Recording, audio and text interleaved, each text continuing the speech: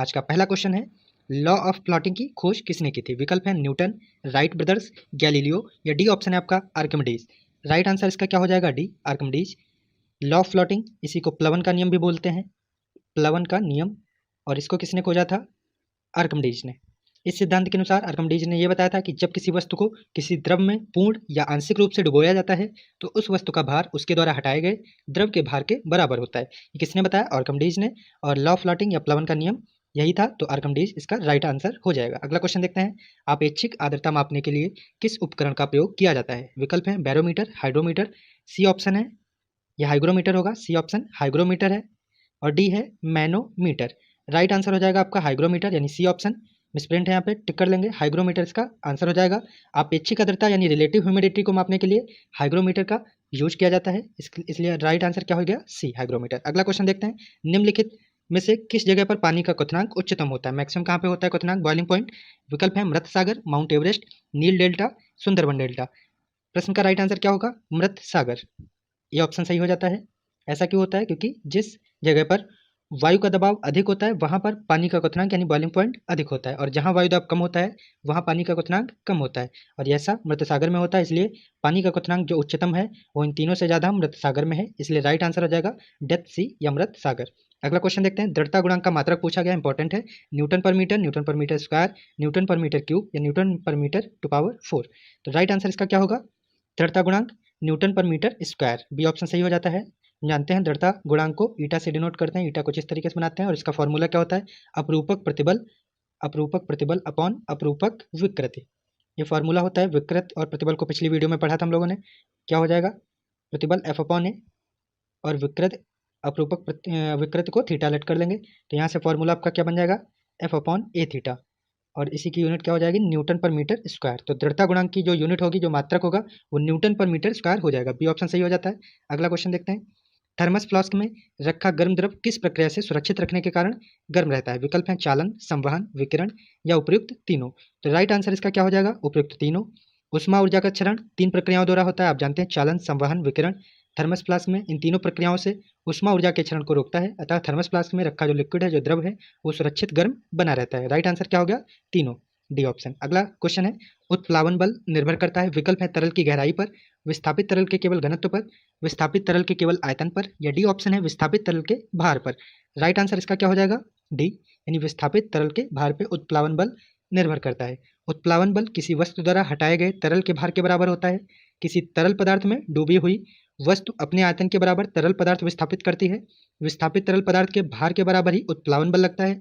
यह सिद्धांत किसने दिया था? ये भी ध्यान रखेंगे, आर्किमिडीज ने ये सिद्धांत दिया था। तो उत्प्लावन बल निर्भर करता है विस्थापित तरल के भार पे, डी ऑप्शन सही हो गया। अगला क्वेश्चन करते हैं, मछलियां जमे पानी की झील में जीवित रह सकती हैं क्योंकि? विकल्प है मछलियां गर्म खून की होती हैं, बी है मछलियां बर्फीली मौसम में सुसुप्त अवस्था में रहती हैं, सी झील की तली का पानी जमता नहीं है, या डी बर्फ मछलियों तक उष्मा पहुंचाती है। राइट आंसर इसका क्या हो जाएगा? सी, झील की तली का पानी जमता नहीं है। चूंकि बर्फ यानी आइस उष्मा का कुचालक होता है, इंसुलेटर होता है, अतः नीचे के जो जल होता है वो 4 डिग्री सेल्सियस पर वाले जल की उष्मा को बाहर नहीं जाने देता, जिससे नीचे वाला जल जो होता है वो जमने से बच जाता है और मछलियां जीवित रहती हैं। तो राइट आंसर क्या हो गया? सी, झील की तली का पानी जमता नहीं है। अगला क्वेश्चन करते हैं, निम्नलिखित में से किसके लिए केशिकत्व तो एक मात्र कारण नहीं है? विकल्प है स्याही सोखना, भूमिगत जल का ऊपर उठना, सूती कपड़े पर पानी के बूंदों का फैलना, या डी ऑप्शन है पौधों की जड़ों से इसके पत्तों तक पानी का ऊपर उठना। राइट आंसर इसका क्या हो जाएगा? केशिकत्व का एकमात्र कारण ही नहीं है, तो विकल्प इसमें सही हो जाएगा सी, क्योंकि ए, बी और डी केशिकत्व के एग्जाम्पल हैं, जबकि सी इसका एग्जाम्पल नहीं है। सूती कपड़े पर पानी की बूंदों को फैलने की घटना न केवल केशिकत्व बल्कि पृष्ठ तनाव को भी डिनोट करती है, इसके कारण भी होती है। तो ये केशिकत्व के द्वारा और आपका सरफेस टेंशन यानी पृष्ठ तनाव के द्वारा भी होती है, इसलिए यह आंसर सही हो जाएगा। ये केवल इसका कारण नहीं है। बाकी स्याही सोखना, भूमिगत जल का ऊपर उठना और पौधों या पत्तियों और उनके तनों में पानी का पहुंचना, ये सब केशिकत्व के एग्जाम्पल है। राइट आंसर हो गया सी। अगला क्वेश्चन देखते हैं, किस तापमान पर जल का घनत्व अधिकतम होता है? इंपॉर्टेंट है। विकल्प है 0 degree Celsius, 4 degree Celsius, -4 degree Celsius या 0 डिग्री फ़ारेनहाइट। तो राइट आंसर क्या हो जाएगा? बी ऑप्शन सही हो जाता है, 4 डिग्री सेल्सियस। जल का अधिकतम घनत्व, मैक्सिमम डेंसिटी जो होती है 4 डिग्री सेल्सियस होती है। वस्तुतः हाइड्रोजन बंध की किसकी उपस्थिति के कारण? हाइड्रोजन बॉन्ड की प्रेजेंस के कारण जल असामान्य व्यवहार करता है, जिससे इसकी ठोस अवस्था का घनत्व द्रव अवस्था से कम होता है और इसका 4 डिग्री सेल्सियस पर अधिकतम घनत्व होता है। तो राइट आंसर हो गया बी। अगला क्वेश्चन देखते हैं, हाइग्रोमीटर किसे नापने के लिए प्रयोग में लाया जाता है? विकल्प है द्रव का अपेक्षिक घनत्व, दूध की शुद्धता, वायुमंडल में व्याप्त आर्द्रता, या डी ऑप्शन है समुद्र की गहराई। राइट आंसर क्या हो जाएगा? वायुमंडल में व्याप्त आर्द्रता।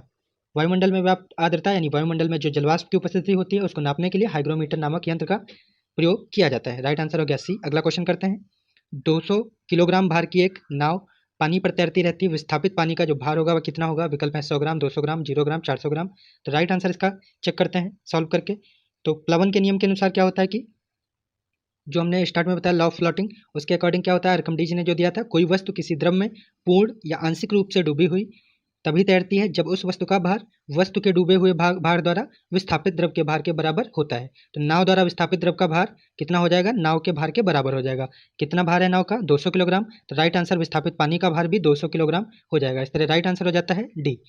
अगला क्वेश्चन है, स्थिर पानी में मिट्टी का तेल डालने पर मच्छर कम होते हैं क्योंकि? विकल्प है यह प्रजनन में बाधा डालता है, मच्छरों के लिए उच्च विष है यानी जहर है, लार्वा के सांस में बाधा डालता है, या डी ऑप्शन है मच्छरों को भगाता है। राइट आंसर इसका क्या हो जाएगा? सी यानी लार्वा के सांस में बाधा डालता है। स्थिर पानी में मिट्टी का तेल डालने पर तेल के जल का पृष्ठ तनाव कम कर देता है, जिससे जल की सतह पर बनी तनाव की झिल्ली जो होती है वो टूट जाती है। इसके द्वारा ही लार्वा सांस नहीं ले पाते तथा पानी में डूबकर ये मर जाते हैं और मच्छरों की ग्रोथ रुक जाती है। इस तरह राइट आंसर हो गया सी। अगला क्वेश्चन है, बादलों की दिशा एवं गति को मापने वाला यंत्र कहलाता है? विकल्प है आपके एनीमोमीटर, रेन गेज, नेफोस्कोप, या हाइग्रोमीटर। राइट आंसर इसका क्या हो जाएगा? सी यानी नेफोस्कोप।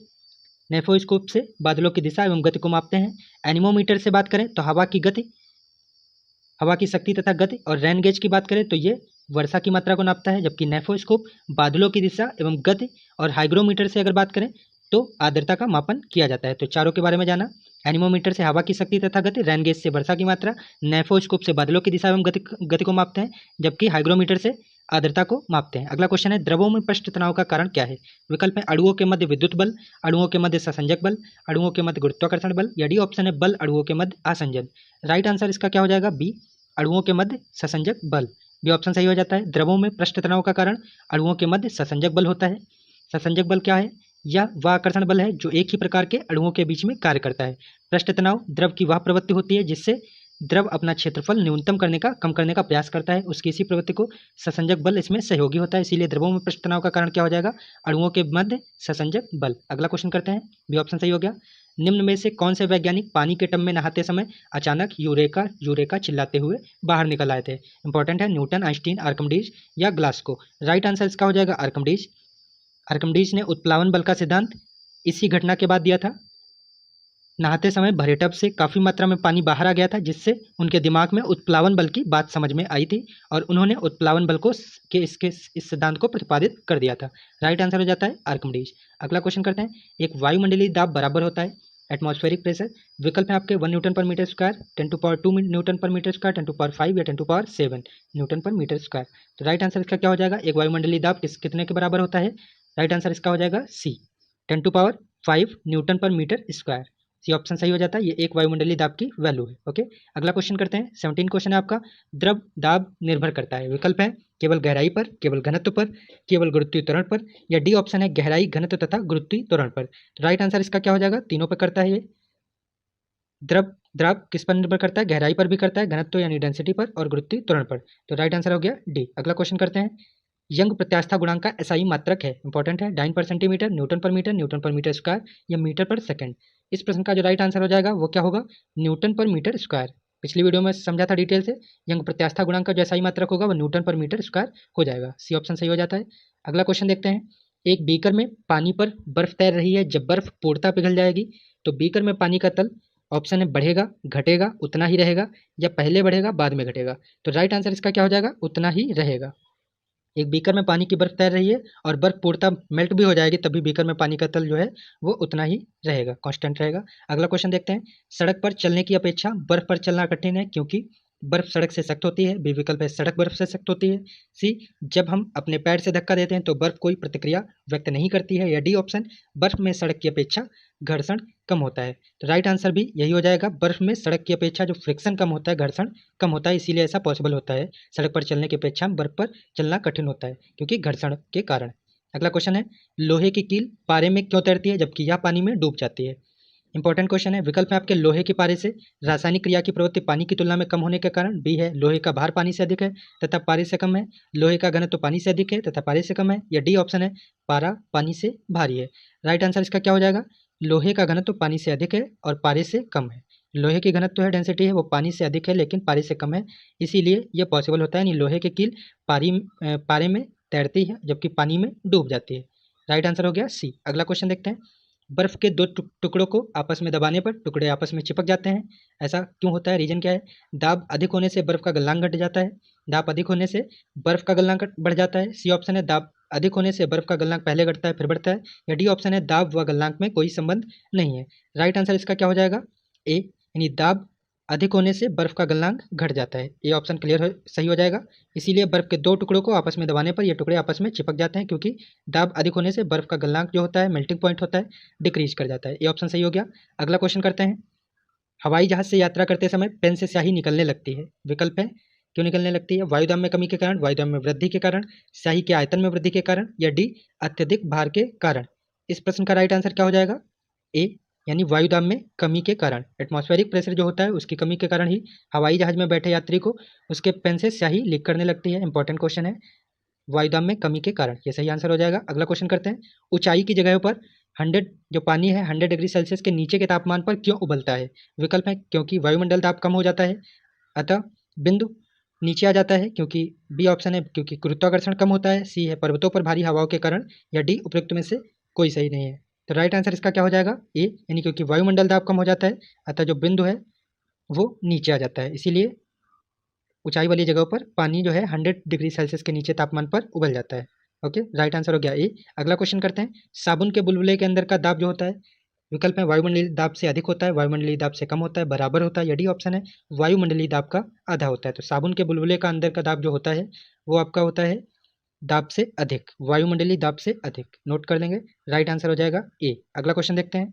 प्रेशर कुकर में खाना जल्दी पकता है क्योंकि अधिक दाब पर पानी कम तापक्रम पर उबलने लगता है। बी ऑप्शन है, अधिक दाब पर पानी अधिक तापक्रम पर उबलने लगता है। या सी, पानी 100 डिग्री सेल्सियस पर ही उबलता है लेकिन अधिक दाब पर ऊष्मा की मात्रा अधिक होती है। या डी, कुकर के अंदर संवहन धाराएं उत्पन्न होने लगती हैं। इस प्रश्न का राइट आंसर हो जाएगा बी, अधिक दाब पर पानी अधिक तापक्रम पर उबलने लगता है, इसीलिए प्रेशर कुकर में खाना जल्दी बनता है। राइट आंसर हो गया बी। अगला क्वेश्चन देखते हैं।